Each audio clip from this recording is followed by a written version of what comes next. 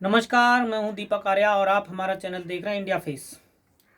क्या आपने कभी सुना है कि सीआरपीएफ एक तरफ लाठियां बजा रही है और दूसरी तरफ पुलिस जनता को बचा रही है? जी हाँ, आप सही सुन रहे हैं। छत्तीसगढ़ में जो भूपेंद्र जी की सरकार है, चीफ मिनिस्टर हैं कांग्रेस के, भूपेंद्र बघेल साहब चीफ मिनिस्टर है, तो वहाँ ईडी का छापा पड़ा। ईडी का छापा पड़ने से सीआरपीएफ जो है वो वहाँ जनता पर लाठियां भाज रही थी, लाठियां चला रही थी, और जो स्टेट पुलिस है वो जनता को बचा रही थी।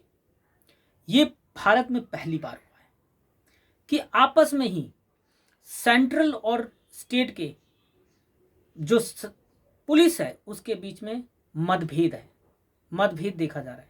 एक तरफ बचा रही है पुलिस तो दूसरी तरफ लाठियां बाज रही है। ये सबने देखा। अब ये ईडी का जो छापा पड़ा है, भूपेंद्र बघेल जी जो चीफ मिनिस्टर हैं वहाँ के, उन्होंने आकर कहा प्रेस में कि जो ईडी की छापा पड़ रही है और हमको काम नहीं करने दे रही है, जो सरकार है केंद्र सरकार, वो हमको काम नहीं करने दे रही, प्रचार नहीं करने दे रही, वो डरी हुई है क्योंकि छत्तीसगढ़ में चुनाव आने वाले हैं। तो उन्होंने कहा कि हम डरने वाले नहीं, हम अंग्रेजों से नहीं डरे, तो आम लोगों से क्या, आप बीजेपी से क्या हम डरेंगे, हम डरने वाले नहीं। उन्होंने अपनी बात मुखर होकर कही। अब इसी पर देखा गया कि जहाँ जहाँ चुनाव हो रहे हैं, जिन जिन स्टेटों में चुनाव हो रहे हैं, वहाँ सीबीआई, ईडी और सीबीआई के द्वारा और इनकम टैक्स के द्वारा छापेमारी शुरू हो जाती है। विपक्ष पर सबसे ज़्यादा छापेमारी हो रही है। इस वजह से विपक्ष जो है वो बार बार ये बात कह रहा है कि भाई बीजेपी जो है वो क्या मशीन है जिसमें सब लोग साफ हो जाते हैं, जो भी भ्रष्टाचार करता है और बीजेपी में जाकर वो सब धुल जाते हैं, वॉशिंग मशीन है बीजेपी। तो इस तरीके से सब लोग बोल रहे हैं, विपक्ष जितना है वो बोल रहे हैं और बीजेपी विपक्ष पे सारी कार्रवाई हो रही है।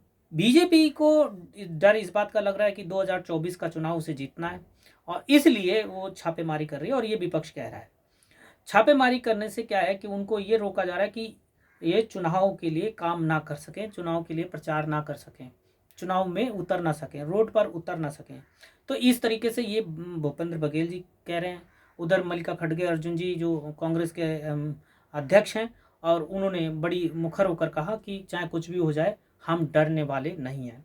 इससे बीजेपी को कमज़ोर दिख रही है, कमज़ोर स्थिति में बैकफुट पर दिख रही है, तो वो जवाब नहीं दे रही। विपक्ष कह रहा है, कांग्रेस कह रही है कि भाई 4,000 से लेकर 8,000 करोड़ का लगभग 8 लाख करोड़ का लगभग देश को नुकसान हुआ है। अडानी पर अभी तक पुलिस ने, ईडी ने, सीबीआई ने, इनकम टैक्स ने छापा तक एक बार पूछताछ नहीं की।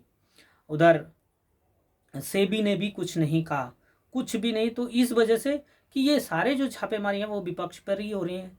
तो इस तरीके की ये सारी जो बातें हो रही हैं, तो वो मल्लिका खड़गे अर्जुन भी और उधर सब लोग कह रहे हैं कि भाई इकट्ठे हो जाओ, इनको रोकना है, बीजेपी को रोकना है कि 2024 में ये चुनाव ना कमज़ोर हों, जो कि ये लड़ ना सकें, यानी इनकी सीटें कम आएँ, सत्ता से इनको बाहर निकालना है, सत्ता से उखाड़ फेंकना है विपक्ष अगर एकजुट हो जाता है।